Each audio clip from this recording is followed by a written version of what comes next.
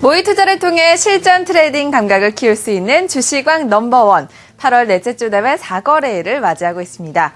어제 순위, 엊그제 화요일과 순위가 동일했습니다. 1위에서 5위까지 변동이 없었는데요. 오늘은 어떨지 잠시 후에 만나보기로 하고요. 먼저 참여 방법 만나보시죠. 주식왕에 접속하는 손쉬운 방법. 스텝 1.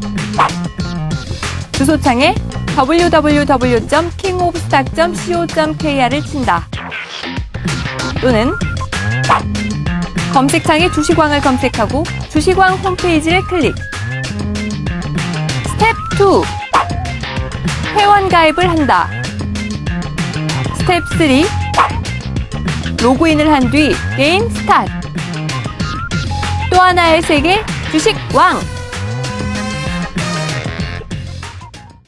네, 주식왕 넘버원 월요일부터 금요일까지 수시 참여가 가능하고 참가비는 무료입니다. 많은 참여 부탁드릴게요. 네, 오늘의 순위가 정말 기대가 됩니다. 빠르게 만나보도록 하죠.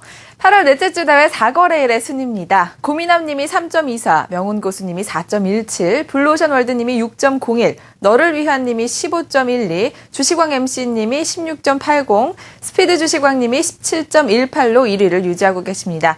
여러분들 눈치채셨나요? 1위에서 3위까지는 수익률 변동도 없고 순위 변동도 없습니다. 아쉬운 점이 사유님이 일성건설을 보유하고 계셨죠. 현재 순위권 밖으로 밀려나신 상태고요. 명운고수님, 고미남님이 새롭게 진입을 하셨습니다. 두 분 어떤 종목 보유하고 계신지 먼저 고미남님의 포트폴리오 만나보도록 할까요? 네, 고미남님 현재 보유하고 계신 종목 중국 원양자원입니다. 중국 원양자원의 최대 주주가 지분을 늘렸다라는 소식이 나오면서 중국 원양자원이 오늘 크게 올라갔는데요. 그래서 오늘 이렇게 순위권에 새롭게 진입하신 것 같습니다. 자, 이번에는 5위를 하신 명운고수님 포트폴리오 바로 만나보도록 하죠. 네, 명운고수님 역시 중국 원양자원을 보유하고 계십니다. 중국 원양자원 오늘 최대 주주가 지분을 늘리겠다는 소식이 나오면서 아침에 급등을 했었습니다. 14.44%까지 올라갔는데 이렇게 많이 오르다 보니 아무래도 상한가에 대한 기대감으로 우리 주식왕 넘버원의 많은 유저님들이 매수를 하신 것으로 보입니다. 하지만 현재는 많이 하락해서 5%대를 유지하고 있는데요.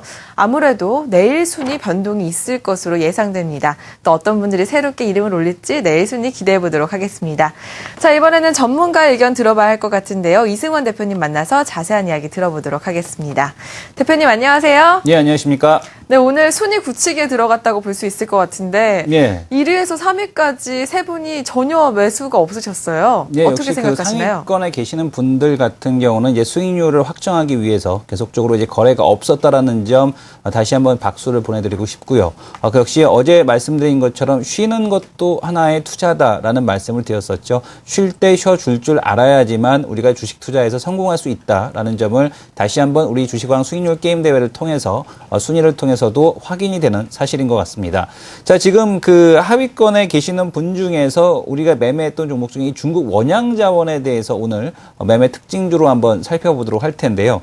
자, 이 중국 원양자원에 대한 일봉을 보면서 우리가 이제 매수에 대한 쪽은 충분히 가져갈 수 있었다라고 보여집니다. 이 양봉 거래가 실린 양봉에 대한 이후에 눌림목에 대한 쪽을 공략한 것 같은데, 그러면 오늘같이 이제 상한가로 출발을 했을 때 매도에 대한 쪽, 지금 보시고 계시는 거는 중국 원양자원의 분봉입니다.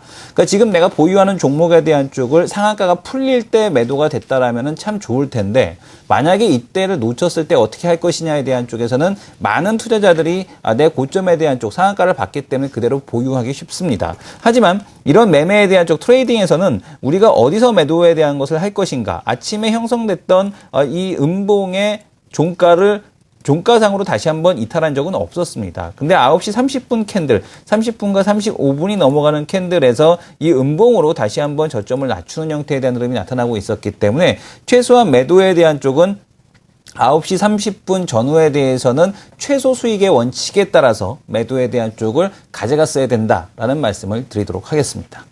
네, 아무래도 우리 수익률 대회에 참가하시는 분들 욕심 버리기가 참 어려울 것 같다는 생각이 드는데 이번에는 또 올바른 매매 팁 알려주신다고요? 예, 우리가 그 강한 종목을 공략을 하다 보게 되면 이 강한 종목에 대한 쪽이 상승이나 하락에 대한 쪽을 가져갔을 때 보통 이제 우리가 이제 그 종목에 대한 쪽이 상승이 나타나다가 이제 시세가 완료가 되고 나서도 이 강한 종목들은 다시 한번 매매에 대한 기회를 주게 됩니다. 이때 우리가 이제 매매에 대한 원칙에서 다시 한번 눌릴 수 있는 것은 5일선을 첫 이탈하는 종목 같은 경우는 역시 매수가 가능하다라는 그런 원칙을 한번 세워볼 수가 있는데요.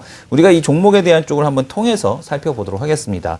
지금 보게 되면 어제 이제 말씀드렸던 종목 같은 경우가 TPC 같은 종목이 있고 지금 또 보게 되면은 이화공영 같은 종목이 있습니다. 이화공영, TPC 같은 경우는 5일선에 대한 이탈이 없었고요. 그리고 또 이화공영 같은 경우는 5일선에 대한 쪽을 장중에 이탈하는 이런 형태에 대한 모습이 나타났었죠. 그래서 지금 보게 되면은 이때 역시 장중 이탈하는 구간에서 매수에 대한 쪽이 좀 가능했었다라고 볼 수가 있을 것 같고요. 좀 더 이제 자세하게 놓고 보려면 하츠라는 종목을 한번 보도록 하겠습니다. 이화공영은 대장주기 때문에 5일선 이탈이 장중에 살짝 나타났었지만 이 하츠라는 종목 같은 경우는 장중에 하가 근처까지 5일선을 첫 번째 이탈하는 형태에 대한 모습을 보여주고는 합니다. 근데 보통 이런 5일선 이탈에 대한 쪽에서는 첫 번째 이탈의 경우는 매수에 대한 쪽이다라고 보셔야 될 것 같고요. 그리고 또 이화공영은 보유를 할 수 있겠습니다만 하츠 같은 경우는 아랫꼬리를 달고 내려왔을 때 단기 트레이딩에 대한 쪽으로 거래 정도만 가능하다라고 보시면 될 것 같습니다. 네, 오늘도 좋은 말씀 감사드립니다.